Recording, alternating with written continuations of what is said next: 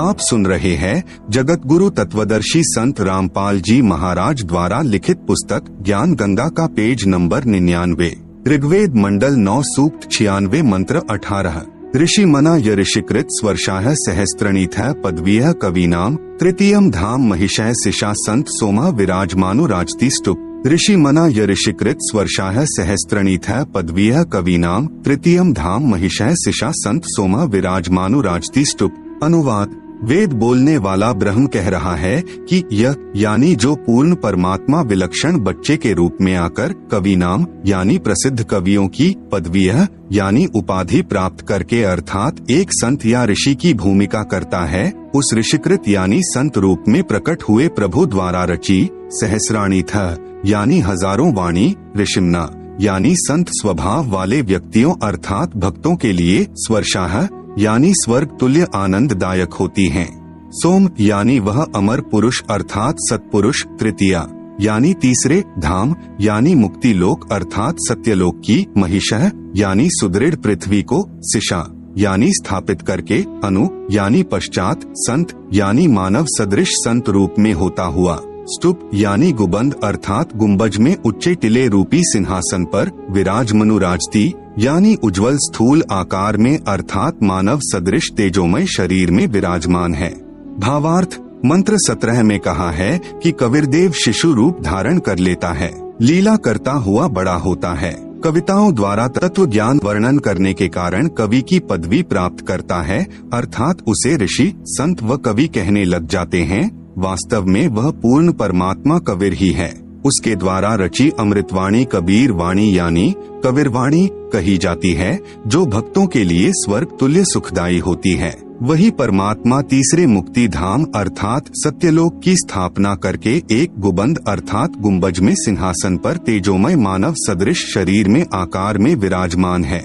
इस मंत्र में तीसरा धाम सतलोक को कहा है। जैसे एक ब्रह्म का लोक जो 21 ब्रह्मांड का क्षेत्र है, दूसरा पर ब्रह्म का लोक जो 7 संख ब्रह्मांड का क्षेत्र है, तीसरा परम अक्षर ब्रह्म अर्थात पूर्ण ब्रह्म का सतलोक है, क्योंकि पूर्ण परमात्मा ने सत्यलोक में सत्य पुरुष रूप में विराजमान होकर नीचे के लोकों की रचना की है, इसलिए नीचे के लोकों की गणना की गई है। यही आंखों देखा प्रमाण संत गरीब दास जी ने बताया है। अर्श कुर्स पर सफेद गुंबज है जहाँ सतगुरु का डेरा। भावार्थ यह है कि ऊपर आसमान के ऊपरी छोर पर कबीर परमेश्वर जी एक सफेद गुबंद यानी गुंबज में रहते हैं। ऋग्वेद मंडल 9 सूक्त 96 मंत्र 19। चमुषट शयनः शकुनो विभृत्वा गोविंदुर्द्रप्स आयुधानि बिभ्रत अपामूर्भि सचमानायः समुद्रम तुरीयम धाम महिषो विवक्ति। चमुसत शयनः शकुनः विभृत्वा गोविंदुः द्रप्स आयुधानि बिभ्रत अपामूर्भ्यः सचमानः समुद्रम तुरीयम धाम महिषः विवक्ति। आप सुन रहे हैं जगत गुरु तत्वदर्शी संत रामपाल जी महाराज द्वारा लिखित पुस्तक ज्ञान गंगा का पेज नंबर 100। अनुवाद। चमुसत यानी पवित्र, गोविंदोह यानी कामधेनु रूपी सर्व मनोकामना पूर्ण करने वाला पूर्ण परमात्मा कबीरदेव, विभृत्वा यानी सर्व का पालन करने वाला है, शयनः यानी सफेद रंग युक्त, शकुनः यानी शुभ लक्षण युक्त, चमुसत यानी सर्वशक्तिमान है, द्रप्सः यानी जैसे दूध से दही बनाने की विधि होती है ऐसे शास्त्रानुकूल साधना से दही रूपी पूर्ण मुक्तिदाता, आयुधानी यानी तत्व ज्ञान रूपी काल जाल विनाशक धनुष युक्त सारंगपाणी प्रभु है, सचमाना यानी वास्तविक, बिभ्रत यानी सर्व का पालन पोषण करता है, अपामूर्भ्यः यानी गहरे जल युक्त, समुद्रम यानी सागर की तरह गहरा गंभीर अर्थात विशाल, तुरीयम यानी चौथे, धाम यानी लोक अर्थात अनामी लोक में, महिषः यानी उज्जवल सुदृढ़ पृथ्वी पर, विवक्ति यानी अलग स्थान पर भिन्न भी रहता है। यह जानकारी कबीरदेव स्वयं ही भिन्न भिन्न करके विस्तार से देता है। भावार्थ। मंत्र 18 में कहा है कि पूर्ण परमात्मा कबीरदेव यानी कबीर परमेश्वर तीसरे मुक्ति धाम अर्थात सतलोक में एक गुंबज में रहता है। इस मंत्र 19 में कहा है कि अत्यधिक सफेद रंग वाला पूर्ण प्रभु जो कामधेनु की तरह सर्व मनोकामना पूर्ण करने वाला है, वही वास्तव में सर्व का पालन करता है। वही कबीरदेव जो मृतलोक में शिशु रूप धार कर आता है, वही जैसे दूध से दही बनाने की विधि होती है ऐसे पूर्ण मोक्ष प्राप्त करने की शास्त्र विधि अनुसार साधना बताकर पूर्ण मोक्ष रूपी दही प्रदान करने वाला है तत्व ज्ञान रूपी शास्त्र अर्थात धनुष युक्त होने से सारंग पाणी है तथा जैसे समुद्र सर्व जल का स्रोत है वैसे ही पूर्ण परमात्मा से सर्व की उत्पत्ति हुई है। गीता अध्याय 15 श्लोक 3 में कहा है कि संसार रूपी वृक्ष को तत्व ज्ञान रूपी शस्त्र द्वारा काटकर अर्थात तत्व ज्ञान द्वारा संशय समाप्त करके उसके पश्चात उस परम पद परमेश्वर की खोज करनी चाहिए, जहां जाने के पश्चात साधक लौटकर कभी संसार में नहीं आते अर्थात पूर्ण हो जाते हैं। जिस परमेश्वर से सर्व संसार रूपी वृक्ष की प्रवृत्ति विस्तार को प्राप्त हुई है वह पूर्ण प्रभु चौथे धाम अर्थात अनामी लोक में रहता है। जैसे प्रथम सतलोक, दूसरा अलख लोक, तीसरा अगम लोक, चौथा अनामी लोक है। इसलिए इस मंत्र 19 में स्पष्ट किया है कि कबीरदेव यानी कबीर परमेश्वर ही अनामी पुरुष रूप में चौथे धाम अर्थात अनामी लोक में भी अन्य तेजोमय रूप धारण करके रहता है। ऋग्वेद मंडल 9 सूक्त 96 मंत्र 20 मर्यो न शुभ्रस्तन्वं मृजानोत्यो न श्रित्वा सने धनानाम वृषेव यूथा परी कोशमर्शन कनिकृत चंबोरा विवेश मर्यः न शुभ्रस्तन्वं मृजाना अत्यः न श्रित्वा सने धनानाम वृषेव यूथा परिकोशम अर्शन कनिकृदत चंबोह इरा विवेश। अनुवाद पूर्ण परमात्मा कबीरदेव जो चौथे धाम अर्थात अनामी लोक में तथा तीसरे धाम अर्थात सत्यलोक में रहता है वही परमात्मा न मर्यः यानी मनुष्य जैसा है परंतु नाश रहित अर्थात अमर, मृजनः यानी निर्मल मुखमंडल युक्त आकार में, अत्यः यानी बहुत, शुभ्रस्तन्वम यानी विशाल श्वेत शरीर धारण करता हुआ ऊपर के लोकों में विद्यमान है तथा वहां से श्रित्वा यानी गति करके अर्थात चलकर जिसका किसी को पता नहीं चलता वही समरूप परमात्मा। इरा यानी पृथ्वी पर, विवेश यानी अन्य वेशभूषा अर्थात भिन्न रूप, चंबोह यानी धारण करके आता है। आप सुन रहे हैं जगत गुरु तत्वदर्शी संत रामपाल जी महाराज द्वारा लिखित पुस्तक ज्ञान गंगा का पेज नंबर 101। सतलोक तथा पृथ्वी लोक पर लीला करता है। यथा यानी बहुत बड़े समूह को वास्तविक, सने यानी सनातन पूजा की, वृषेव यानी वर्षा करके, न धनानाम यानी उन राम नाम की कमाई के निर्धनों को, कनिकृदत यानी मंद स्वर से अर्थात श्वास उश्वास से मन ही मन में उच्चारण करके पूजा करवाता है, जिससे असंख्य अनुयायियों का पूरा संघ, परिकोशम यानी पूर्व वाले सुख सागर रूप अमृत खजाने अर्थात सत्यलोक को अर्शन यानी पूजा करके प्राप्त करता है। भावार्थ पूर्ण परमात्मा कबीरदेव यानी कबीर परमेश्वर ऊपर तीसरे धाम अर्थात सत्यलोक में रहता है तथा वही परमेश्वर अन्य मनुष्य रूप धारण करके चौथे धाम अर्थात अनामी लोक में रहता है। वही परमात्मा वैसा ही मनुष्य वाला समरूप सुंदर मुखमंडल युक्त श्वेत शरीर युक्त आकार में यहाँ पृथ्वी लोक पर भी आता है तथा अपनी वास्तविक पूजा विधि का ज्ञान करवाकर बहुत सारे समूह को अर्थात पूरे संघ को सत्य भक्ति के धनी बनाता है। असंख्य अनुयायियों का पूरा संघ सत्य भक्ति की कमाई से पूर्व वाले सुखमय लोक पूर्ण मुक्ति के खजाने को अर्थात सत्यलोक को साधना करके प्राप्त करता है। अथर्ववेद कांड नंबर 4 अनुवाक नंबर 1 मंत्र नंबर 7 संत रामपाल दास द्वारा भाषा भाष्य। यो अथर्वाणम पित्तरम देवबंधुम बृहस्पतिं नमसाव च गच्छात् त्वं विश्वेशाम जनिता यथा स कबीरदेवो न दभायत स्वधावान।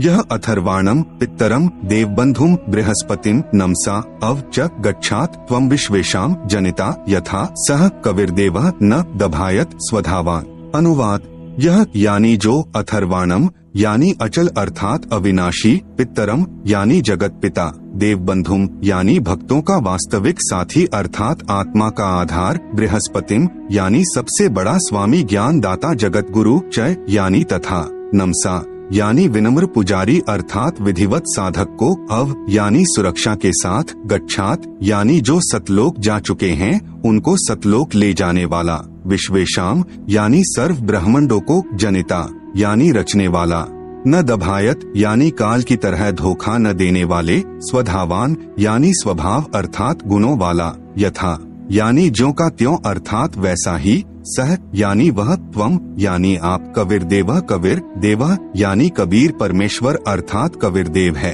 भावार्थ जिस परमेश्वर के विषय में कहा जाता है त्वमेव माता च पिता त्वमेव बंधु च सखा त्वमेव विद्या च द्रविणम त्वमेव सर्वम मम देव देव, वह जो अविनाशी सर्व का माता पिता तथा भाई व सखा व जगत गुरु रूप में सर्व को सत्य भक्ति प्रदान करके सतलोक ले जाने वाला, काल की तरह धोखा न देने वाला, सर्व ब्रह्मांडों की रचना करने वाला कबीरदेव यानी कबीर परमेश्वर है।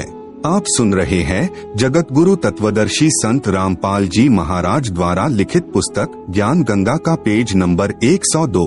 कबीर साहेब जी चारों युगों में आते हैं। सतगुरु पुरुष कबीर हैं। चारों युग प्रवान, झूठे गुरुवा मर गए, हो गए भूत मसान।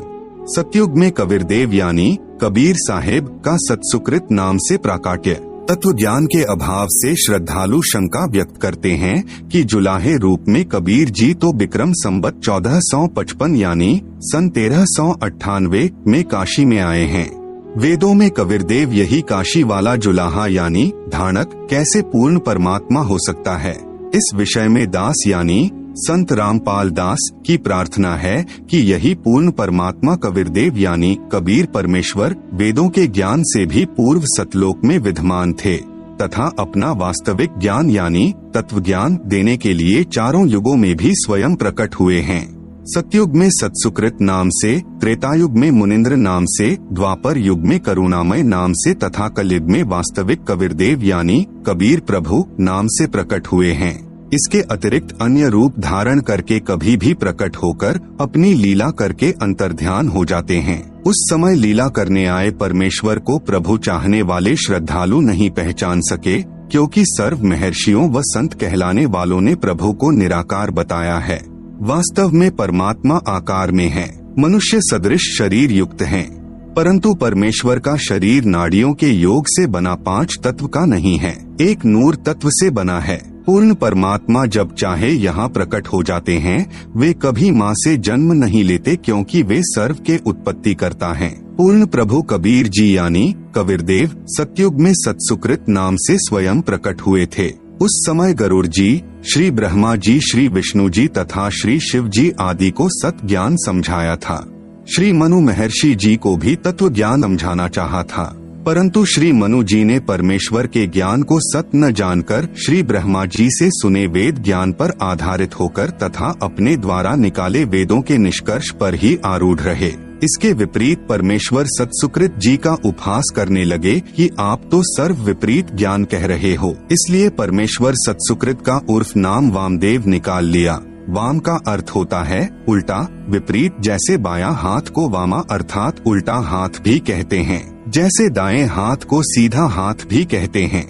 इस प्रकार सतयुग में परमेश्वर कबीरदेव जी जो सत्सुकृत नाम से आए थे, उस समय के ऋषियों व साधकों को वास्तविक ज्ञान समझाया करते थे, परंतु ऋषियों ने स्वीकार नहीं किया। सत्सुकृत जी के स्थान पर परमेश्वर को वामदेव कहने लगे।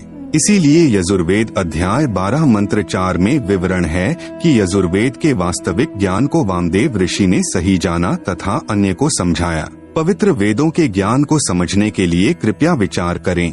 जैसे यजुर्वेद है, यह एक पवित्र पुस्तक है।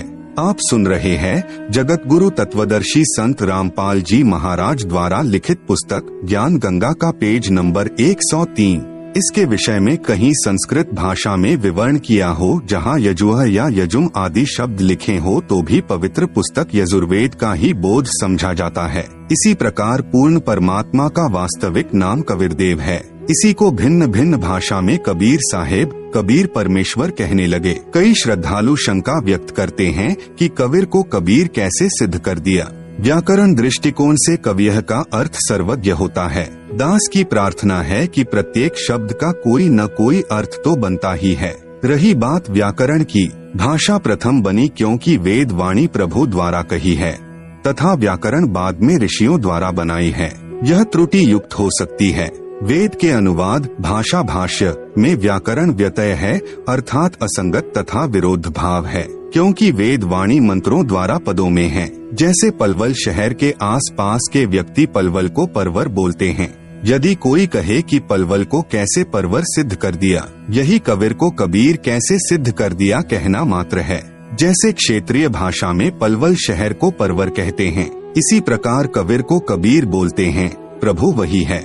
महर्षि दयानंद जी ने सत्यार्थ प्रकाश समुल्लास 4 पृष्ठ 100 पर दयानंद मठ दीना नगर पंजाब से प्रकाशित पर देवरिकामा का अर्थ देवर की कामना करने किया है। देवरी को पूरा र लिख कर देवर किया है। कबीर को कबीर, फिर भाषा भिन्न कबीर लिखने व बोलने में कोई आपत्ति या व्याकरण की त्रुटि नहीं है। पूर्ण परमात्मा कबीर देव है। यह प्रमाण यजुर्वेद अध्याय 29 मंत्र 25 तथा सामवेद संख्या 1400 में भी है, जो निम्न है। यजुर्वेद के अध्याय नंबर 29 के श्लोक नंबर 25 संत रामपाल दास द्वारा भाषा भाष्य। समिद्धोऽद्य मनुष्यो दुरोणे देवो देवान्य जसी जातवेद आच वह मित्रामहश्चिकित्वान्त्वं दूतः कविर्षि प्रचेता है। समिद्ध अद्य मनुष्य दुरोणे देवः देवान यज असि जातवेदः आ च वह मित्रामह चिकित्वान त्वं दूतः कविर असि प्रचेता है। अनुवाद अध यानी आज अर्थात वर्तमान में, दुरोणे यानी शरीर रूप महल में दुराचार पूर्वक, मनुष्य यानी झूठी पूजा में लीन मननशील व्यक्तियों को, समिद्ध यानी लगाई हुई आग अर्थात शास्त्र विधि रहित वर्तमान पूजा जो हानिकारक होती है, उसके स्थान पर देवान यानी देवताओं के, देव यानी देवता, जातवेद यानी पूर्ण परमात्मा सत्पुरुष की वास्तविक, यज यानी पूजा, असि यानी है, आ यानी दयालु, मित्रामह यानी जीव का वास्तविक साथी पूर्ण परमात्मा ही अपने चिकित्वान यानी स्वस्थ ज्ञान अर्थात यथार्थ भक्ति को, दूतः यानी संदेशवाहक रूप में, वह यानी लेकर आने वाला, च यानी तथा, प्रचेता यानी बोध कराने वाला, त्वम यानी आप, कबीरसी यानी कबीरदेव अर्थात कबीर परमेश्वर हैं। भावार्थ जिस समय पूर्ण परमात्मा प्रकट होता है उस समय सर्व ऋषि व संत जन शास्त्र विधि त्याग कर मनमाना आचरण अर्थात पूजा द्वारा सर्व भक्त समाज को मार्गदर्शन कर रहे होते हैं। तब अपने तत्व ज्ञान अर्थात स्वस्थ ज्ञान का संदेशवाहक बनकर स्वयं ही कबीरदेव अर्थात कबीर प्रभु ही आता है। आप सुन रहे हैं जगत गुरु तत्वदर्शी संत रामपाल जी महाराज द्वारा लिखित पुस्तक ज्ञान गंगा का पेज नंबर 104 संख्या नंबर 1400 सामवेद उतारचिक अध्याय नंबर 12 खंड नंबर 3 श्लोक नंबर 5 संत रामपाल दास द्वारा भाषा भाष्य। भद्रा वस्त्रा समन्यावसानो महान कविर्निवचनानि शंसन अवच्चस्व चंबोह पूयमानो विचक्षणो जागृविर्देवीत। भद्रा वस्त्रा समन्या वसाना महान कविर निवचनानि शंसन आवच्चस्व चंबोह पूयमान विचक्षण जागृव्य देव वीत। अनुवाद विचक्षण यानी चतुर व्यक्तियों ने, आवच्चस्व यानी अपने वचनों द्वारा कहा होता है कि जो हम प्रवचन करते हैं इनका अनुसरण करो। उन चतुर व्यक्तियों ने पूर्ण ब्रह्म की पूजा को न बताकर आन उपासना का मार्गदर्शन करके अमृत के स्थान पर पूयमान यानी आन उपासना रूपी मवाद जैसे भूत प्रेत पूजा, पितर पूजा, तीनों गुणों यानी रजगुण ब्रह्मा, सतगुण विष्णु, तमगुण शिव शंकर तथा ब्रह्म काल तक की पूजा को चंबोह यानी आदर के साथ आचमन करा रहे अर्थात शास्त्र विरुद्ध गलत ज्ञान को समाप्त करने के लिए भद्रा यानी परम सुखदायक, महान कबीर यानी महान कबीर अर्थात पूर्ण परमात्मा कबीर, वस्त्रा यानी सशरीर साधारण वेशभूषा में अर्थात वस्त्र का अर्थ है वेशभूषा। संत भाषा में इसे चोला भी कहते हैं। चोला का अर्थ है शरीर। यदि किसी संत का देहांत हो जाता है तो कहते हैं कि चोला छोड़ गए समन्या यानी अपने सतलोक वाले शरीर के सदृश अन्य शरीर हल्के तेज पुंज का धार कर, वसाना यानी आम व्यक्ति की तरह जीवन जी कर कुछ दिन संसार में अतिथि की तरह बसकर, निवचनानी यानी अपनी शब्दावली कबीर वाणी आदि के माध्यम से सत ज्ञान, शंसन यानी वर्णन करके, देव यानी पूर्ण परमात्मा के, वीतो यानी छिपे हुए सरगुण निर्गुण ज्ञान रूपी धन को, जागृव्य यानी जागृत करते हैं। भावार्थ जैसे यजुर्वेद अध्याय 5 मंत्र 1 में कहा है कि अग्नेय तनुह असि यानी परमेश्वर सहशरीर है, विष्णवे त्वा सोमस्य तनुह असि यानी उस अमर प्रभु का पालन पोषण करने के लिए अन्य शरीर है जो अतिथि रूप में कुछ दिन संसार में आता है। तत्व ज्ञान से अज्ञान निंद्रा में सोए प्रभु प्रेमियों को जगाता है। वही प्रमाण इस मंत्र में है कि कुछ समय के लिए पूर्ण परमात्मा कबीरदेव अर्थात कबीर प्रभु अपना रूप बदलकर सामान्य व्यक्ति जैसा रूप बनाकर पृथ्वी मंडल पर प्रकट होता है तथा कबीर निवचनानी शंसन अर्थात कबीरवाणी बोलता है। जिसके माध्यम से तत्व ज्ञान को जगाता है तथा उस समय महर्षि कहलाने वाले चतुर प्राणी मिथ्या ज्ञान के आधार पर शास्त्र विधि अनुसार सत्य साधना रूपी अमृत के स्थान पर शास्त्र विधि रहित पूजा रूपी मवाद को श्रद्धा के साथ आचमन अर्थात पूजा करा रहे होते हैं। उस समय पूर्ण परमात्मा स्वयं प्रकट होकर तत्व ज्ञान द्वारा शास्त्र विधि अनुसार साधना का ज्ञान प्रदान करता है। यजुर्वेद अध्याय 5 मंत्र 1 अग्नेय तनु असि विष्णवे त्वा सोमस्य तनु असि विष्णवे त्वा अतिथेह अतिथ्यम असि विष्णवे त्वा शेनाय त्वा सोमभृते विष्णवे त्वा अग्ने त्वा रायः पोषदे विष्णवे त्वा।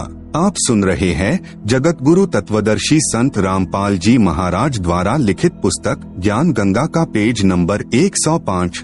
अनुवाद। इस मंत्र में परमेश्वर की 2 स्थितियों का वर्णन है। एक स्थिति में परमेश्वर ऊपर के लोकों में तेजोमय शरीर युक्त है।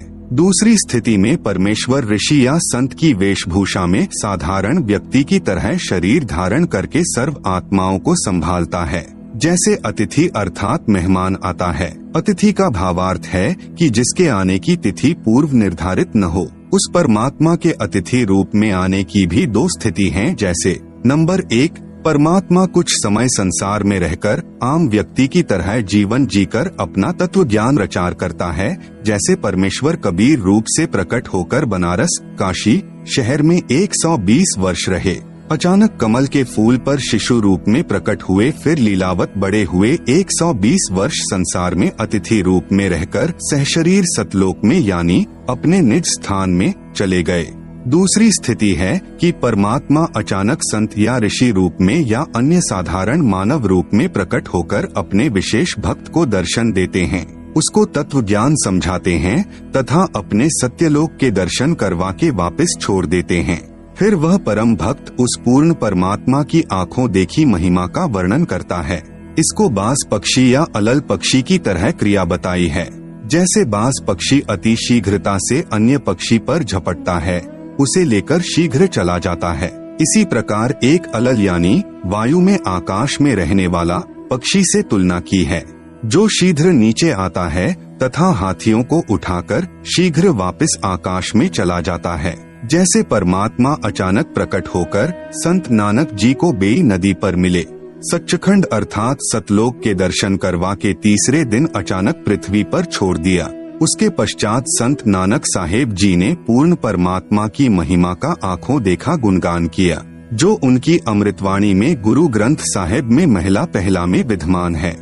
इसी प्रकार सन 1727 में संत गरीबदास जी को गांव छुड़ानी जिला झज्जर हरियाणा प्रांत में नला नामक खेत में परमेश्वर जिंदा महात्मा यानी एक संत के रूप में मिले। सतलोक दिखाकर उसी दिन वापस पृथ्वी पर छोड़ दिया। उसके पश्चात संत गरीबदास साहेब जी ने परमात्मा की महिमा का आंखों देखा विवरण वर्णन किया, जो उनकी अमृतवाणी में सदग्रंथ वाणी गरीबदास में विद्यमान है। इसी प्रकार संत दादू साहेब जी को मिले, संत मलूक दास साहेब जी को मिले, संत धर्मदास साहेब जी को मिले, संत घीसा दास साहेब जी को मिले, हजरत मोहम्मद साहेब जी को मिले, राजा अब्राहिम अधम सुल्तान जी को मिले। अन्य बहुत से महात्माओं को पूर्ण प्रभु अतिथि रूप में दूसरी विधि से मिले तथा अपना यथार्थ आध्यात्मिक ज्ञान यानी तत्व ज्ञान का प्रचार किया तथा अपनी आत्माओं का कल्याण किया। आचार्य स्वामी रामानंद जी को मिले तथा उनको सत्यलोक के दर्शन करवाए। आचार्य स्वामी रामानंद जी ने आंखों देखकर पूर्ण परमेश्वर कबीर जी की महिमा का वर्णन किया। दोहु ठोर है एक तू भया एक से दो, हे कबीर हम कारणे आए हो मगजोय। आप सुन रहे हैं जगत गुरु तत्वदर्शी संत रामपाल जी महाराज द्वारा लिखित पुस्तक ज्ञान गंगा का पेज नंबर 106। स्वामी रामानंद जी ने कहा है, कबीर परमेश्वर आप ऊपर तेजोमय शरीर में तथा यहाँ दोनों स्थानों पर आप ही हैं। हमारे लिए आप इतना रास्ता चल कर आए हैं। अग्नि यानी स्वप्रकाशित परमेश्वर, तनुह यानी सशरीर, असि यानी है अर्थात परमेश्वर तेजोमय शरीर सहित है। विष्णवे यानी पालन पोषण करने के लिए अर्थात सर्व लोकों की आत्माओं की आवश्यकता पूर्ति के लिए, त्वा यानी उस, सोमस्य यानी अमर पुरुष का अर्थात अविनाशी परमात्मा का, तनुह यानी शरीर, असि यानी है सोम पुरुष अर्थात अमर प्रभु तीनों लोकों में प्रवेश करके सर्व का पालन पोषण करता है। वह अतिथि रूप में प्रवेश करता है, अर्थात अचानक प्रकट होता है। जिस किसी के आने की तिथि पूर्व निर्धारित न हो उसको अतिथि अर्थात मेहमान कहते हैं। त्वा यानी उस परमेश्वर का विष्णवे यानी तीनों लोकों में प्रवेश करके पालन पोषण करने के लिए आगमन होता है। अतिथे यानी अतिथि रूप में प्रकट परमेश्वर, अतिथ्यम यानी अतिथियन अर्थात पूजा के योग्य, असि यानी है। त्वा यानी उस परमात्मा का आगमन, विष्णवे यानी पालन करने के लिए, सोमभन्ते यानी अमर सुख प्रदान करने के लिए अर्थात पूर्ण मोक्ष मार्ग प्रदान करके भक्ति रूपी अमृत से परिपूर्ण करने के लिए दो प्रकार से होता है। एक तो त्वा यानी उस परमात्मा का आगमन, विष्णवे यानी कुछ समय संसार में व्यापक होने के लिए अर्थात संसार में मानव की तरह लीला करके जीवन जीकर पुण्यात्माओं को तत्व ज्ञान प्रदान करने के लिए तथा सर्व सुविधाएं प्रदान करने के लिए होता है। जैसे परमेश्वर चारों युगों में लीला करने के लिए शिशु रूप से प्रकट होकर समय अनुसार साधारण व्यक्ति की तरह वृद्धि को प्राप्त होकर के कुछ समय संसार में रहता है। कलयुग में पूर्ण परमात्मा कबीर नाम से काशी शहर में कमल के फूल पर सन यानी ईस्वी संवत 1398 को प्रकट हुए तथा 120 वर्ष तक संसार में रहे, फिर सशरीर सतलोक लौट गए। दूसरी तरह त्वा यानी उस परमात्मा का आगमन शेमान यानी शेन पक्षी की तरह शीघ्र लौट जाने के लिए होता है। जैसे बाज पक्षी व अलल पक्षी अपने आहार के लिए अन्य प्राणियों पर शीघ्रता से झपटता है तथा उसे दबोचकर शीघ्रता से लौट जाता है, इसी प्रकार दूसरी स्थिति में परमात्मा अज्ञान निद्रा में सोए हुओं को जगाने के लिए अचानक प्रकट होता है। अपने विशेष भक्त को तत्व ज्ञान उपदेश देता है, उसको अपने साथ अपने निजधाम सतलोक में ले जाता है।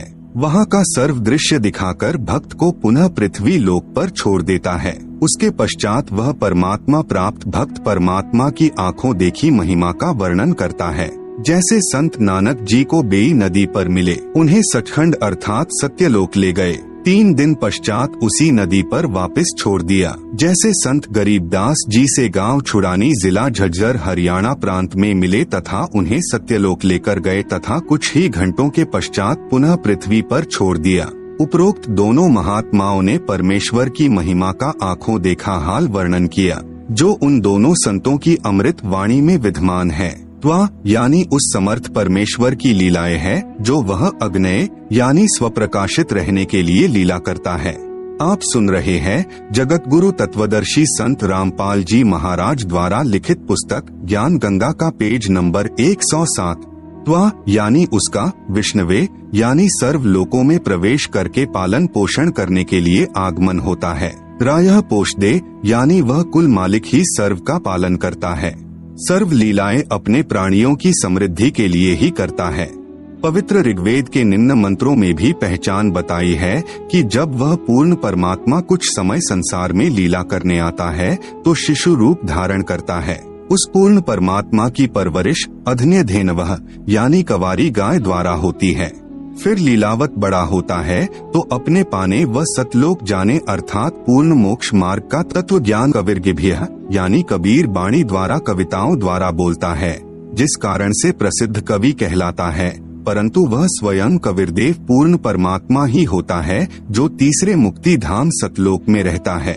ऋग्वेद मंडल 9 सूक्त 1 मंत्र 9 तथा सूक्त 96 मंत्र 17 से 18। ऋग्वेद मंडल 9 सूक्त 1 मंत्र 9। अभि इमं अधन्या उत्श्रीणन्ति धेनवः शिशुम् सोमिन्द्राय पात्वे। अभि इमं अधन्या उत्श्रीणन्ति धेनवः शिशुम् सोमम इंद्राय पात्वे। अनुवाद: उत यानी विशेषकर, इमम यानी इस, शिशुम यानी बालक रूप में प्रकट, सोमम यानी पूर्ण परमात्मा अमर प्रभु की, इंद्राय यानी सुख सुविधाओं द्वारा अर्थात खाने पीने द्वारा जो शरीर वृद्धि को प्राप्त होता है उसे, पात्वे यानी वृद्धि के लिए, अभि यानी पूर्ण तरह, अधन्याधेनवः यानी जो गाय सांड द्वारा कभी भी परेशान न की गई हो अर्थात कवारी गाय द्वारा, श्रीणंती यानी परवरिश की जाती है। भावार्थ: पूर्ण परमात्मा अमर पुरुष जब लीला करता हुआ बालक रूप धारण करके स्वयं प्रकट होता है, उस समय कवारी गाय अपने आप दूध देती है, जिससे उस पूर्ण प्रभु की परवरिश होती है। ऋग्वेद मंडल 9 सूक्त 96 मंत्र 17। शिशुम जज्ञानम हर्यतम मृजंती शुंभंती वहिन मरुतः गणेन। कविर्गीर भी काव्येना कविर संत सोमः पवित्रम अत्येति रेभन। अनुवाद: पूर्ण परमात्मा हर्य शिशुम यानी मनुष्य के बच्चे के रूप में जज्ञानम यानी जानबूझकर प्रकट होता है तथा अपने तत्व ज्ञान को तम यानी उस समय, मृजंती यानी निर्मलता के साथ, शुंभंती यानी उच्चारण करता है, वहनी यानी प्रभु प्राप्ति की लगी विरह अग्नि वाले, मरुतः यानी वायु की तरह शीतल भक्त गणेन यानी समूह के लिए, काव्येना यानी कविताओं द्वारा कवित्व से, पवित्रम अत्येति यानी अत्यधिक निर्मलता के साथ, कबीर गीर भी यानी कबीर वाणी अर्थात कबीर वाणी द्वारा, रेभन यानी ऊंचे स्वर से संबोधन करके बोलता है, कबीर संत सोमः यानी वह अमर पुरुष अर्थात सत्पुरुष ही संत अर्थात ऋषि रूप में स्वयं कबीरदेव ही होता है। परंतु उस परमात्मा को न पहचानकर कवि कहने लग जाते हैं। भावार्थ: वेद बोलने वाला ब्रह्म कह रहा है कि विलक्षण मनुष्य के बच्चे के रूप में प्रकट होकर पूर्ण परमात्मा कबीरदेव अपने वास्तविक ज्ञान को अपनी कबीरगिभ्यः अर्थात कबीर वाणी द्वारा निर्मल ज्ञान अपने हंसात्माओं अर्थात पुण्यात्मा अनुयायियों को कवि रूप में कविताओं, लोकोक्तियों के द्वारा संबोधन करके अर्थात उच्चारण करके वर्णन करता है। वह स्वयं सत्पुरुष कबीर ही होता है। आप सुन रहे हैं जगत गुरु तत्वदर्शी संत रामपाल जी महाराज द्वारा लिखित पुस्तक ज्ञान गंगा का पेज नंबर 108, ऋग्वेद मंडल 9 सूक्त 96 मंत्र 18। ऋषि मना य ऋषिकृत स्वर्षाः सहस्त्राणिथ पदवीः कवीना तृतीयम धाम महिषः सिषा संत सोमा विराजमानु राजती स्तुप। अनुवाद: वेद बोलने वाला ब्रह्म कह रहा है कि यह यानी जो पूर्ण परमात्मा विलक्षण बच्चे के रूप में आकर कवि नाम यानी प्रसिद्ध कवियों की, पदवीयः यानी उपाधि प्राप्त करके अर्थात एक संत या ऋषि की भूमिका करता है, उस ऋषिकृत यानी संत रूप में प्रकट हुए प्रभु द्वारा रची, सहस्राणीथ यानी हजारों वाणी, ऋषिम्ना यानी संत स्वभाव वाले व्यक्तियों अर्थात भक्तों के लिए, स्वर्षाः यानी स्वर्ग तुल्य आनंददायक होती हैं। संत सोमः यानी ऋषि संत रूप से प्रकट वह अमर पुरुष अर्थात सत्पुरुष ही होता है। वह पूर्ण प्रभु तृतीया यानी तीसरे, धाम यानी मुक्ति लोक अर्थात सतलोक की, महिषः यानी सुदृढ़ पृथ्वी को, सिषा यानी स्थापित करके, अनु यानी पश्चात मानव सदृश संत रूप में, स्तूप यानी गुबंद अर्थात गुंबज में ऊंचे टिले रूपी सिंहासन पर, विराजमनु राजती यानी उज्ज्वल स्थूल आकार में अर्थात मानव सदृश शरीर में विराजमान है। भावार्थ: मंत्र 17 में कहा है कि कबीरदेव शिशु रूप धारण कर लेता है, लीला करता हुआ बड़ा होता है, कविताओं द्वारा तत्व ज्ञान वर्णन करने के कारण कवि की पदवी प्राप्त करता है अर्थात उसे कवि कहने लग जाते हैं। वास्तव में वह पूर्ण परमात्मा कबीर यानी कबीर प्रभु ही है। उसके द्वारा रची अमृतवाणी कबीर वाणी यानी कबीरगिरह अर्थात कबीरवाणी कही जाती है, जो भक्तों के लिए स्वर्ग तुल्य सुखदायी होती है। वही परमात्मा तीसरे मुक्ति धाम अर्थात सतलोक की स्थापना करके एक गुबंद अर्थात गुंबज में सिंहासन पर तेजोमय मानव सदृश शरीर में आकार में विराजमान है। इस मंत्र में तीसरा धाम सतलोक को कहा है।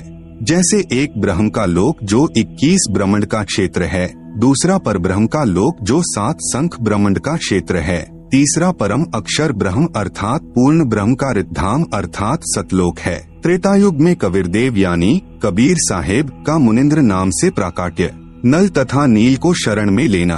त्रेतायुग में स्वयंभू यानी स्वयं प्रकट होने वाला कबीरदेव यानी कबीर परमेश्वर रूपांतर करके मुनिंद्र ऋषि के नाम से आए हुए थे। अनल अर्थात नल तथा अनिल अर्थात नील दोनों आपस में मौसी के पुत्र थे। माता पिता का देहांत हो चुका था। नल तथा नील दोनों शारीरिक व मानसिक रोग से अत्यधिक पीड़ित थे। सर्व ऋषियों व संतों से कष्ट निवारण की प्रार्थना कर चुके थे। सर्व संतों ने बताया था कि यह आपका प्रारब्ध का पाप कर्म का दंड है, यह आपको भोगना ही पड़ेगा, इसका कोई समाधान नहीं है। आप सुन रहे हैं जगत गुरु तत्वदर्शी संत रामपाल जी महाराज द्वारा लिखित पुस्तक ज्ञान गंगा का पेज नंबर 109। दोनों दोस्त जीवन से निराश होकर मृत्यु का इंतजार कर रहे थे। एक दिन दोनों को मुनिंद्र नाम से प्रकट पूर्ण परमात्मा का सत्संग सुनने का अवसर प्राप्त हुआ। सत्संग के उपरांत जो ही दोनों ने परमेश्वर कबीरदेव यानी कबीर साहेब उर्फ मुनिंद्र ऋषि जी के चरण छुए तथा परमेश्वर मुनिंद्र जी ने सिर पर हाथ रखा तो दोनों का असाध्य रोग छू मंत्र हो गया, अर्थात दोनों नल तथा नील स्वस्थ हो गए। इस अद्भुत चमत्कार को देखकर प्रभु के चरणों में गिरकर घंटों रोते रहे तथा कहा, आज हमें प्रभु मिल गया जिसकी तलाश थी, तथा उससे प्रभावित होकर उनसे नाम यानी दीक्षा ले लिया तथा मुनिंद्र साहेब जी के साथ ही सेवा में रहने लगे। पहले संतों का समागम पानी की व्यवस्था देखकर नदी के किनारे पर होता था। नल और नील दोनों बहुत प्रभु प्रेमी तथा भोली आत्माएं थी। परमात्मा में श्रद्धा बहुत थी, सेवा बहुत किया करते थे। समागमों में रोगी व वृद्ध व विकलांग भक्तजन आते तो उनके कपड़े धोते तथा बर्तन साफ करते, उनके लोटे और गिलास मांज देते थे। परंतु थे भोले से दिमाग के, कपड़े धोने लग जाते तो सत्संग में जो प्रभु की कथा सुनी होती उसकी चर्चा करने लग जाते। वे दोनों प्रभु चर्चा में बहुत मस्त हो जाते और वस्तुएं दरिया के जल में डूब जाती, उनको पता भी नहीं चलता। किसी की 4 वस्तु लेकर जाते तो 2 वस्तु वापस लाकर देते थे। भक्तजन कहते कि भाई आप सेवा तो बहुत करते हो परंतु हमारा तो बहुत काम बिगाड़ देते हो। ये खोई हुई वस्तुएं हम कहाँ से लेकर आएं? आप हमारी सेवा ही करनी छोड़ दो, हम अपनी सेवा आप ही कर लेंगे। फिर नल तथा नील रोने लग जाते थे कि हमारी सेवा न छीनो, अब की बार नहीं खोएंगे, परंतु फिर वही काम करते। फिर प्रभु की चर्चा में लग जाते और वस्तुएं दरिया जल में डूब जाती। भक्तजनों ने ऋषि मुनिंद्र जी से प्रार्थना की कि कृपा नल तथा नील को समझाओ, ये न तो मानते हैं और मना करते हैं तो रोने लग जाते हैं। हमारी तो आधी भी वस्तुएं वापस नहीं लाते।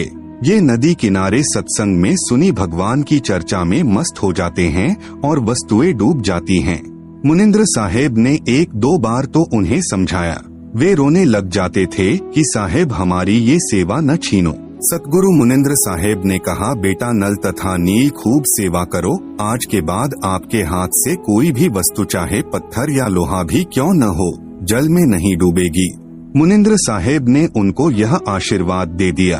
आपने रामायण सुनी है। एक समय की बात है कि सीता जी को रावण उठा कर ले गया। भगवान राम को पता भी नहीं कि सीता जी को कौन उठा ले गया। श्री रामचंद्र जी इधर उधर खोज करते हैं।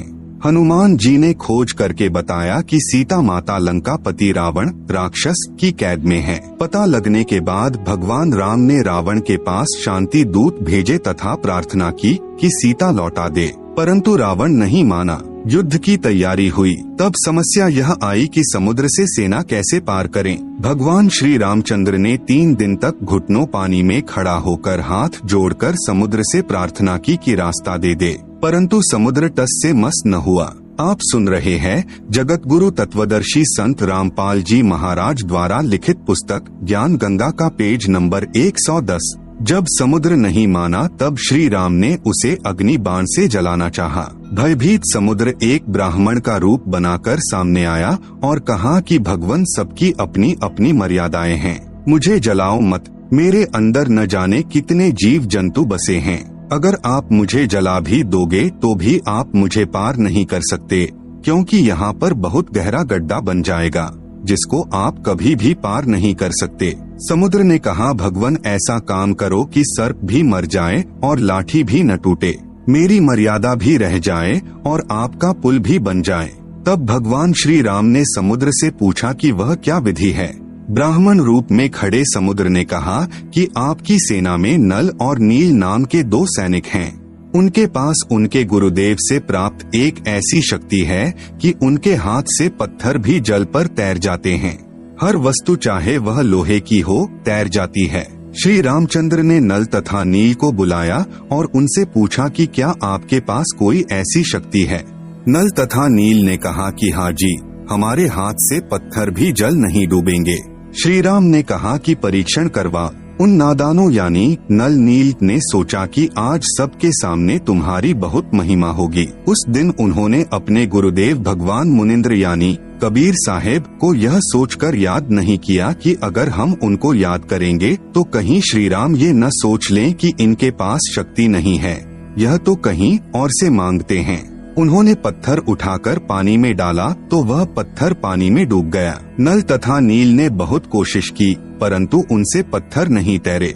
तब भगवान राम ने समुद्र की ओर देखा, मानो कहना चाह रहे हो कि आप तो झूठ बोल रहे हो, इनमें तो कोई शक्ति नहीं है। समुद्र ने कहा कि नल नील, आज तुमने अपने गुरुदेव को याद नहीं किया। नादानों, अपने गुरुदेव को याद करो। वे दोनों समझ गए कि आज तो हमने गलती कर दी। उन्होंने सतगुरु मुनिंद्र साहेब जी को याद किया। सतगुरु मुनिंद्र यानी कबीर साहेब वहां पर पहुंच गए। भगवान रामचंद्र जी ने कहा कि हे ऋषिवर, मेरा दुर्भाग्य है कि आपके सेवकों के हाथों से पत्थर नहीं तैर रहे हैं। मुनिंद्र साहेब ने कहा कि अब इनके हाथ से तैरेंगे भी नहीं, क्योंकि इनको अभिमान हो गया है। सतगुरु की वाणी प्रमाण करती है कि गरीब जैसे माता गर्भ को राखे जतन बनाए, ठेस लगे तो क्षीण होवे, तेरी ऐसे भक्ति जाए। उस दिन के पश्चात नल तथा नील की वह शक्ति समाप्त हो गई। श्री रामचंद्र जी ने परमेश्वर मुनिंद्र साहेब जी से कहा कि हे ऋषिवर, मुझ पर बहुत आपत्ति आई हुई है, दया करो किसी प्रकार सेना परले पार हो जाए। जब आप अपने सेवकों को शक्ति दे सकते हो तो प्रभु कुछ रजा करो। मुनिंद्र साहेब ने कहा कि यह जो सामने वाला पहाड़ है, मैंने उसके चारों तरफ एक रेखा खींच दी है। इसके बीच बीच के पत्थर उठा लाओ, वे नहीं डूबेंगे। श्री राम ने परीक्षण के लिए पत्थर मंगवाया, उसको पानी पर रखा तो वह तैरने लग गया। नल तथा नील कारीगर यानी शिल्पकार भी थे। हनुमान जी प्रतिदिन भगवान याद किया करते थे। उसने अपनी दैनिक क्रिया भी साथ रखी। राम राम भी लिखता रहा और पहाड़ के पहाड़ उठा कर ले आता था। आप सुन रहे हैं जगत गुरु तत्वदर्शी संत रामपाल जी महाराज द्वारा लिखित पुस्तक ज्ञान गंगा का पेज नंबर 111। नल नील उनको जोड़ तोड़ कर पुल में लगा लेते थे। इस प्रकार पुल बना था। धर्मदास जी कहते हैं, रहे नल नील जतन कर हार, तब सतगुरु से करी पुकार, जा सत रेखा लिखी अपार, सिंधु पर शिला तिराने वाले। धन धन सतगुरु सत कबीर, भक्त की पीर मिटाने वाले। कोई कहता था कि हनुमान जी ने पत्थर पर राम का नाम लिख दिया था, इसलिए पत्थर तैर गए। कोई कहता था कि नल नील ने पुल बनाया था। कोई कहता था कि श्री राम ने पुल बनाया था, परंतु यह सत कथा ऐसे है जैसे आपको ऊपर बताई गई है। सत कबीर की साखी, पृष्ठ 179 से 182 तक। पीव पिछान को अंग, कबीर तीन देव को सब कोई ध्यावे, चौथे देव का मरम न पावे, चौथा छाड़ पंचम को ध्यावे, कहे कबीर सो हम पर आवे। कबीर ओंकार निश्चय भया, यह करता मत जान, साचा शब्द कबीर का, पर्दे माही पहचान। कबीर रामकृष्ण अवतार हैं, इनका ना ही संसार, जिन साहेब संसार किया, सो किन्हू न जन्म्या नार। कबीर चार भुजा के भजन में, भूली परे सब संत, कबीरा सुमिरो तासु को, जाके भुजा अनंत। कबीर समुद्र पाट लंका गए, सीता को भरतार, ताही अगस्त मुनि पिए गयो, इनमें को करतार। कबीर गोवर्धन गिरी धारियो कृष्ण जी, द्रोणागिरी हनुमंत, शेष नाग सब सृष्टि सहारी, इनमें को भगवंत। कबीर काटे बंधन विपत्ति में, कठिन किया संग्राम, चिन्होरे नर प्राणिया, गरुड़ बड़ों की राम। कबीर कह कबीर चित चेतु, शब्द करो निरुवार, श्री राम ही करता कहत हैं, भूली परियो संसार। कबीर जिन राम कृष्ण व निरंजन कियो, सो तो करता न्यार, अंधा ज्ञान न बूझई, कहे कबीर विचार। द्वापर युग में कबीर देव यानी कबीर साहेब का करुणामय नाम से प्राकाट्य। परमेश्वर कबीर यानी कबीर देव द्वापर युग में करुणामय नाम से प्रकट हुए थे। उस समय एक वाल्मीक जाति में उत्पन्न भक्त सुदर्शन सुपच यानी अनुसूचित जाति का उनका शिष्य हुआ था। इसी सुदर्शन जी ने पांडवों की यज्ञ सफल की थी।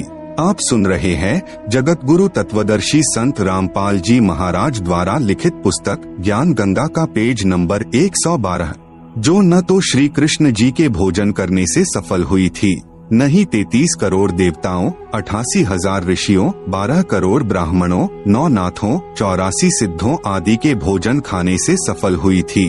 भक्त सुदर्शन वाल्मीकि पूर्ण गुरु जी से वास्तविक 3 मंत्र प्राप्त करके सत साधना गुरु मर्यादा में रहते हुए कर रहा था।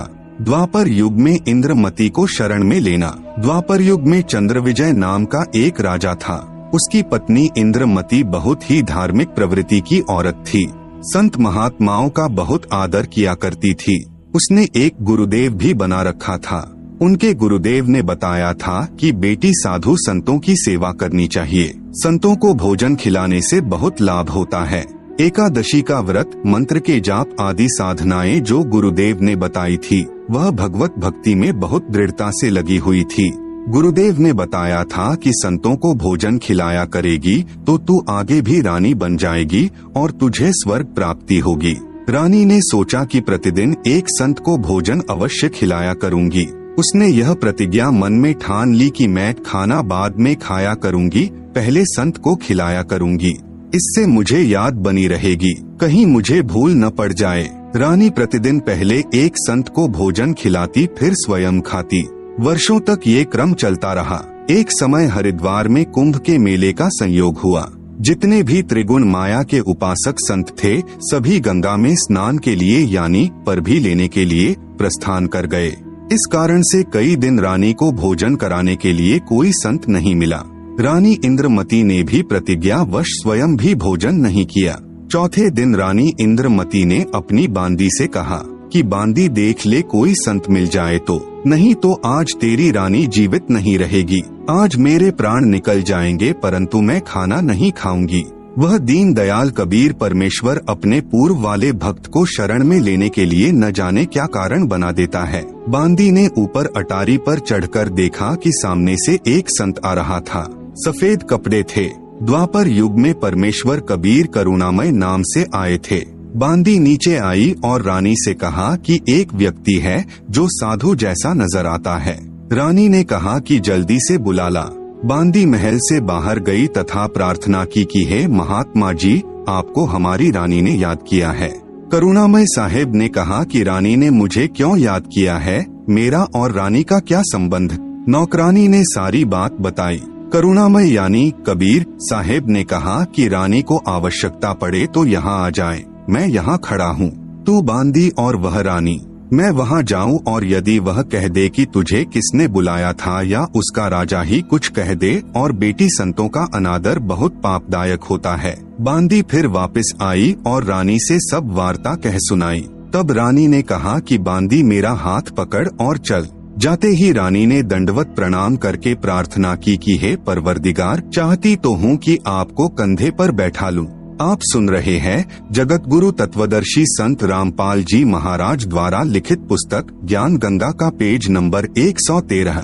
करुणामय साहेब ने कहा, बेटी मैं यही देखना चाहता था कि तेरे में कोई श्रद्धा भी है या वैसे ही भूखी मर रही है। रानी ने अपने हाथों खाना बनाया। करुणामय रूप में आए कबीरदेव ने कहा कि मैं खाना नहीं खाता, मेरा शरीर खाना खाने का नहीं है। तो रानी ने कहा कि मैं भी खाना नहीं खाऊंगी। करुणामय साहेब जी ने कहा कि ठीक है बेटी, लाओ खाना खाते हैं, क्योंकि समर्थ उसी को कहते हैं जो चाहे सो करे। करुणामय साहेब ने खाना खा लिया। करुणामय रूप में प्रकट कविरग्नियानी कबीर परमेश्वर ने रानी से पूछा कि जो यह तू साधना कर रही है, यह तेरे को किसने बताई है। रानी ने कहा कि मेरे गुरुदेव ने आदेश दिया है। कबीर साहेब ने पूछा, क्या आदेश दिया है तेरे गुरुदेव ने। इंद्रमती ने कहा कि ब्रह्मा विष्णु महेश की पूजा, एकादशी का व्रत, तीर्थ भ्रमण, देवी पूजा, श्राद्ध निकालना, मंदिर में जाना, संतों की सेवा करना। करुणामय यानी कबीर साहेब ने कहा कि जो साधना तेरे गुरुदेव ने दी है, तेरे को जन्म और मृत्यु तथा स्वर्ग नरक के चक्र में रखेगी व 84 लाख योनियों के कष्ट से मुक्त नहीं होने देगी। रानी ने कहा कि महाराज जी, जितने भी संत हैं अपनी अपनी प्रभुता आप ही बनाने आते हैं। मेरे गुरुदेव के बारे में कुछ नहीं कहोगे, मैं चाहे मुक्त हो या न हो। अब करुणामय यानी कबीर साहेब सोचते हैं कि इस भोले जीव को कैसे समझाएं। इन्होंने जो पूछ पकड़ ली उसको छोड़ नहीं सकते, मर सकते हैं। करुणामय साहेब ने कहा कि बेटी वैसे तो तेरी इच्छा है, मैं निंदा नहीं कर रहा। क्या मैंने आपके गुरुदेव को गाली दी है या कोई बुरा कहा है? मैं तो भक्ति मार्ग बता रहा हूँ कि यह भक्ति शास्त्र विरुद्ध है, तुझे पार नहीं होने देगी और न ही तेरा कोई आने वाला कर्म दंड कटेगा। और सुन ले, आज से तीसरे दिन तेरी मृत्यु हो जाएगी। न तेरा गुरु बचा सकेगा और न तेरी यह नकली साधना बचा सकेगी। जब मरने की बारी आती है फिर जीव को डर लगता है। वैसे तो नहीं मानते। रानी ने सोचा कि संत झूठ नहीं बोलते, कहीं ऐसा न हो कि मैं परसों ही मर जाऊं। इस डर से करुणामय साहेब से पूछा कि साहेब क्या मेरी जान बच सकती है? कबीर साहेब यानी करुणामय ने कहा कि बच सकती है। अगर तू मेरे से उपदेश लेगी, मेरी शिष्या बनेगी, पिछली पूजाएं त्यागेगी, तब तेरी जान बचेगी। इंद्रमती ने कहा, मैंने सुना है कि गुरुदेव नहीं बदलना चाहिए, पाप लगता है। कबीर साहेब यानी करुणामय ने कहा कि नहीं पुत्री, यह भी तेरा भ्रम है। एक वैद्य यानी डॉक्टर से दवाई न लगे तो क्या दूसरे से नहीं लेते? एक 5वीं कक्षा का अध्यापक होता है, फिर एक उच्च कक्षा का अध्यापक होता है। बेटी अगली कक्षा में जाना होगा, क्या सारी उम्र 5वीं कक्षा में ही लगी रहेगी? इसको छोड़ना पड़ेगा। तू अब आगे की पढ़ाई पढ़, मैं पढ़ाने आया हूँ। वैसे तो नहीं मानती, परंतु मृत्यु दिखने लगी कि संत कह रहा है तो कहीं बात न बिगड़ जाए। ऐसा विचार करके इंद्रमती ने कहा कि जैसे आप कहोगे मैं वैसे ही करूँगी। करुणामय यानी कबीर साहेब ने उपदेश दिया, कहा कि तीसरे दिन मेरे रूप में काल आएगा, तू उससे बोलना मत। जो मैंने नाम दिया है 2 मिनट तक इसका जाप करना, 2 मिनट के बाद उसको देखना है। आप सुन रहे हैं जगत गुरु तत्वदर्शी संत रामपाल जी महाराज द्वारा लिखित पुस्तक ज्ञान गंगा का पेज नंबर 114। उसके बाद सत्कार करना है। वैसे तो गुरुदेव आए तो अति शीघ्र चरणों में गिर जाना चाहिए, ये मेरा केवल इस बार आदेश है। रानी ने कहा, ठीक है जी। अब रानी को तो चिंता बनी हुई थी, श्रद्धा से जाप कर रही थी।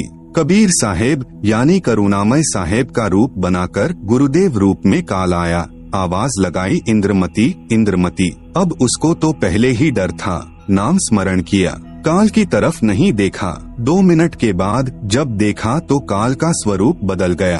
काल का ज्यों का त्यों चेहरा दिखाई देने लगा, करुणामय साहेब का स्वरूप नहीं रहा। जब काल ने देखा कि तेरा तो स्वरूप बदल गया, वह जान गया कि इसके पास कोई शक्ति युक्त मंत्र है। यह कहकर चला गया कि तुझे फिर देखूंगा, अब तो बच गई। रानी बहुत खुश हुई, फूली नहीं समाई। कभी अपनी बांदियों को कहने लगी कि मेरी मृत्यु होनी थी, मेरे गुरुदेव ने मुझे बचा दिया। राजा के पास गई तथा कहा कि आज मेरी मृत्यु होनी थी, मेरे गुरुदेव ने रक्षा कर दी, मुझे लेने के लिए काल आया था। राजा ने कहा कि तू ऐसे ही ड्रामे करती रहती है, काल आता तो क्या तुझे छोड़ जाता? ये संत वैसे बहका देते हैं। राजा की बात को रानी कैसे माने? खुशी खुशी में रानी अपने कक्ष में जाकर लेट गई। कुछ देर के बाद सर्प बनकर काल फिर आया और रानी को डस लिया। जो ही सर्प ने डसा रानी को पता चल गया। रानी जोर से चिल्लाई, मुझे सांप ने डस लिया। नौकर भागे। देखते ही देखते एक मोरी यानी पानी निकलने का छोटा छिद्र में से वह सर्प निकल गया। अपने गुरुदेव को पुकार कर रानी बेहोश हो गई। करुणामय यानी कबीर साहेब वहाँ प्रकट हो गए। लोगों को दिखाने के लिए मंत्र बोला। वे तो बिना मंत्र भी जीवित कर सकते हैं, किसी जंत्र मंत्र की आवश्यकता नहीं। इंद्रमती को जीवित कर दिया। रानी ने बड़ा शुक्र मनाया कि हे बंदी छोड़, यदि आज आपकी शरण में नहीं होती तो मेरी मृत्यु हो जाती। कबीर परमेश्वर ने कहा कि इंद्रमती, इस काल को मैं तेरे घर में घुसने भी नहीं देता, तेरे पर यह हमला भी नहीं करता, परंतु तुझे विश्वास नहीं होता। तू यह सोचती कि मेरे ऊपर कोई आपत्ति नहीं आनी थी। गुरुजी ने मुझे बहकाकर नाम दे दिया, इसलिए तेरे को थोड़ा सा झटका दिखाया है, नहीं तो बेटी तेरे को विश्वास नहीं होता। धर्मदास यहाँ घना अंधेरा, बिन परिचय जीव जम का चेहरा। कबीर साहेब यानी करुणामय ने कहा कि अब जब मैं चाहूँगा तब तेरी मृत्यु होगी। गरीबदास जी कहते हैं कि गरीब काल डरे करतार से, जय जय जय जगदीश, जौरा जौरी झाड़ती पग रज डारे शीश। यह काल कबीर भगवान यानी कबीर परमेश्वर से डरता है और यह मौत कबीर साहेब के जूते झाड़ती है, अर्थात नौकर तुल्य है। फिर उस धूल को अपने सिर पर लगाकर कहती है कि आपके भक्त के पास मैं नहीं जाऊंगी। गरीब काल जो पीसे पीसना, जौरा है पनिहार, ये दो असल मजूर हैं मेरे साहेब के दरबार। आप सुन रहे हैं जगत गुरु तत्वदर्शी संत रामपाल जी महाराज द्वारा लिखित पुस्तक ज्ञान गंगा का पेज नंबर 115। यह काल जो यहाँ का 21 ब्रह्मांड का भगवान यानी ब्रह्म है तथा जो ब्रह्मा विष्णु महेश का पिता है, ये तो मेरे कबीर साहेब का आटा पीसता है अर्थात पक्का नौकर है, और जौरा यानी मौत मेरे कबीर परमेश्वर का पानी भरती है अर्थात एक विशेष नौकरानी है। यह 2 असल मजदूर मेरे कबीर परमेश्वर के दरबार में हैं। कुछ दिनों के बाद साहेब फिर आए। रानी इंद्रमती को सतनाम प्रदान किया। फिर कुछ समय के उपरांत करुणामय साहेब ने रानी इंद्रमती की अति श्रद्धा देखकर सारनाम दिया, शब्द की उपलब्धि करवाई।